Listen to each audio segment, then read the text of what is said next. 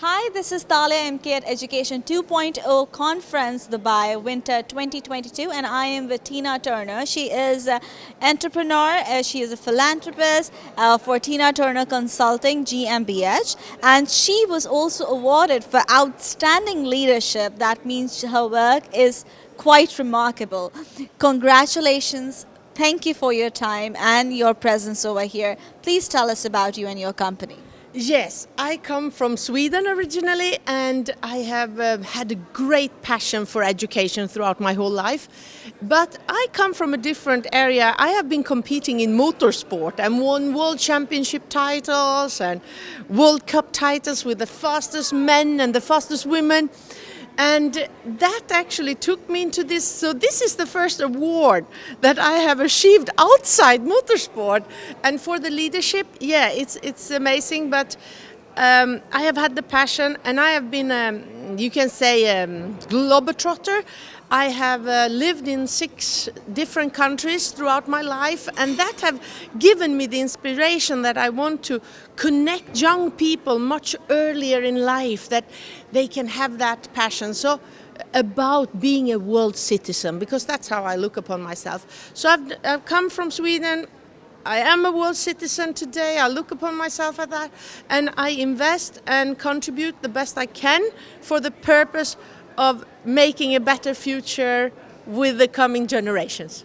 Not only for yourself, but also for the people, for the children, for the youngster coming again. That is amazing. So a person like you who has been in a motorsport something, how are you in this field? These are like 2, 3, 4 different continents away. How does that work for you? Yeah, and that's the good thing, because through motorsport and for the last years I've also worked as a race director for the biggest CSR program, lowering CO2 when you are out driving, together with FIA and a Swedish AI company, greater than. So all this, when you work crossover, that has been what have taken me here. I have been able to take the technology, the personal leadership, because I've always loved that. So on the side of my career, I've always gone to educations myself when it is for personal development. So that is what I think have brought me here, because I also work with this from the heart, navigated by the passion you have. But most of all, that I can see the challenging that the world have grown into throughout the years. I've been competing all around the world for 30 years. So with me, I've carried this from different countries where I've come to.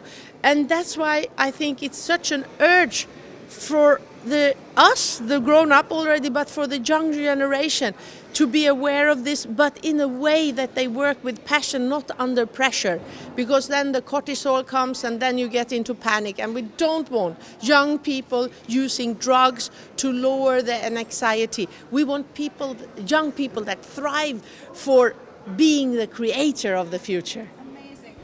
You are a consultant. Tell us about what are your expertise, what I can expect from you when I come for consulting. What areas do you cover? I cover actually a lot of areas. I work a lot with coaching, with mental training, coaching, mentoring, also doing seminars, and I thrive my own companies as an entrepreneur. So when you go into my homepage, tinathörner.com, or to our entrepreneurial and educational platform, youracademypunk.com, you can read more and experience that. But I am in a lot of fields and I work all over the globe, so yes. So I think so you have a benefit where, because you were all your life you've been traveling around, you are not only specifically in coaching field, or you're not just in one specific field, you are in motor, and then you are technology, and then you are a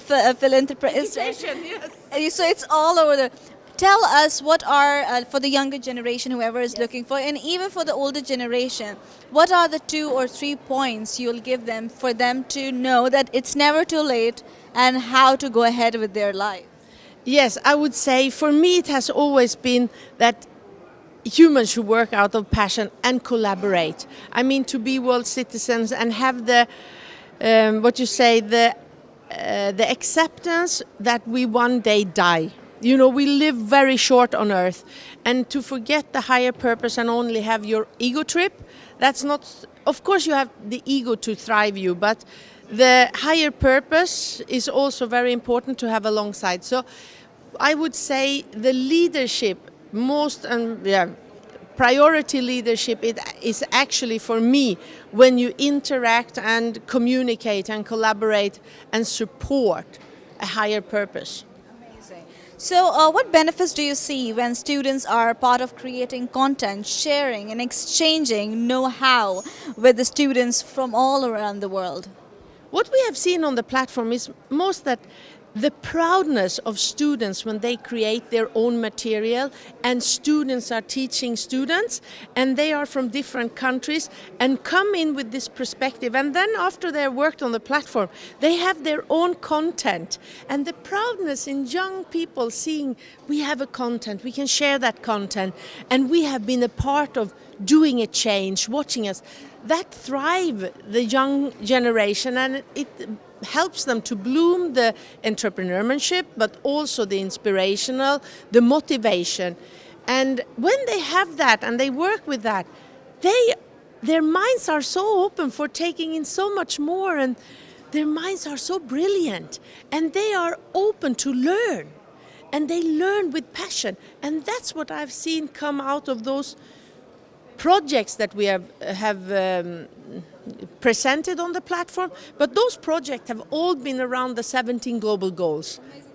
The way you're talking so passionately, it shows that you really care, and that is very important. I believe people are in many fields who doesn't care, they're just doing the job because of the sake of the job. When you care, when you're passionate about something, your output and the output for the person who you are attending to is double. Do you believe that? Yes, I believe so much in that, and you just put the words into that right place. And with the friendship, what I see as a world citizen, if we aim for that, then we can overcome. I've not had any students with whatever disabilities they have had not overcoming their next step if they find the passion.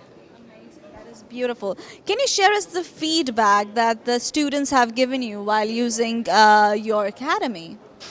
Yes, I have got a lot of feedback but I think the nicest one that have touched my heart is when students come back to me and say, you know what, Tina, you have done so much in life and you are such a role model and we admire the things, but you always feel that you are one of us, whatever we do. And I worked with students in the richest countries of the world. I have an orphan home in Central Africa with over 200 students that have nothing. It's one of the poorest countries in the world. And Maria Teresa, who is leading that, she says to me, Tina, you have to stop inspiring our kids. The young people here wants to become rally co-drivers. We are in Central Africa. That dream and spirit, can you not give them another spirit? But that, I think, when grown-up people is that role models for the young generation, even give them hopes in a country like Central Africa that they want to be rally co-drivers, but they have never seen it. They've only seen me. But when grown-up become that passionate about what they do, that they can inspire, and when you have the feedback from the young generation and you see that they are taking that in and taking it to the next level, that's the nicest one. That's the nicest thing you've ever said. Let me tell you, while growing up, we have 5 siblings, and so we all are different. My mother, I think so. She doesn't come from a very big city. She doesn't come from a very well educated. She doesn't have a PhD or something. But she always made sure whenever we have a bad day, whenever we were when we are frustrated, the work is not going on, she always tells us, "What do you want to be in life?" I said, "Okay, Mom, I want to be a scientist." Then after some years, "No, Mom, cannot be a scientist." Every part of the way, whatever I wanted to be, she said, "You can do it, and you will do it. I'm here." Even if it's zero, bank zero, we are frustrated, you can do it. And I feel you're having a personal believer. Being a dreamer, being someone who believes in something is okay because you're passionate about it and you cannot expect anyone else to believe in you. But having a believer, which we don't have enough in the world, is very important. who are passionate for your dreams. So I believe your work is not only being an entrepreneur, guiding students, but you believing in them will make sure they'll end up somewhere good. Not maybe the way they want it, but for sure somewhere near where they want it. So I applaud you for your energy, your positivity, your believing, because we need believers. You can move mountains if you believe. And So I have so many students on the platform that I work with that have become that throughout the years. And I could tell you so many stories, but I'm so proud of all of them from the different part of the world and how they now climb their own ladder. So we were talking about how grown-ups, because I believe grown-ups are very realistic.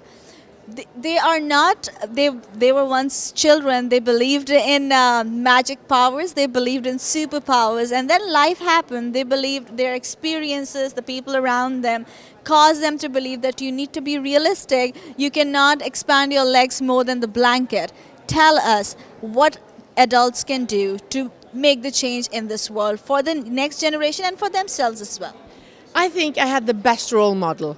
My grandma said to me, Tina, never become a boring grown-up.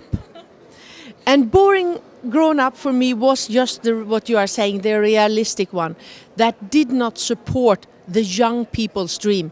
My grandmother, just like you told me about your mother, always supported whatever I dreamt about. She says, yes, do this, check that, yes, for me to find the next step all the time. So I think if more grown-up people would encourage the dreams of the young generation and not put these restrictions or may put it into a box, what's possible or not, that I think, that is something more grown-ups should take to them. Take notes, please. So is there any particular project that stands out for you?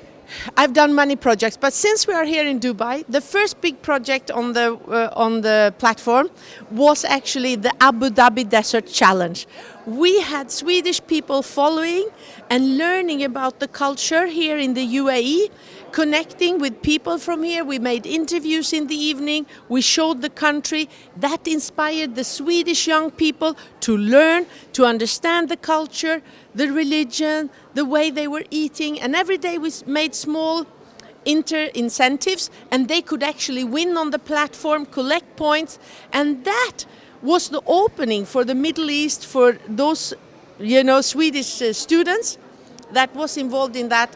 And that was the first step where we really could see how we could overcome this racism, the people, young people being skeptical to other cultures and other beliefs and other religions. But after that, and it was on the platform, all the Swedish students in Sweden could use it. So thank you so much for your time, and I hope the Education 2.0 conference gave you the learning and networking experience you were expecting and beyond that. And I hope we can collaborate with you and take your advice whenever we can. What is the easiest way to reach you? The easiest way is to go to tinathorner.com or youracademy.com. It was a pleasure knowing you. I think positive people, believers are much needed than the dreamers. Dreamers cannot be without the believers. Believers cannot do anything without anybody to dream on. Exactly. So you need to be a dreamer, you need to be a believer on yourself and to others who are lacking the belief system in their lives, and make a better world so that we all grow together and just be, as she said, as she is not from any one nationality, she doesn't have one, she is a global citizen, and we all should be global citizens. And this is Talia MK signing off. Thank you. Thank you.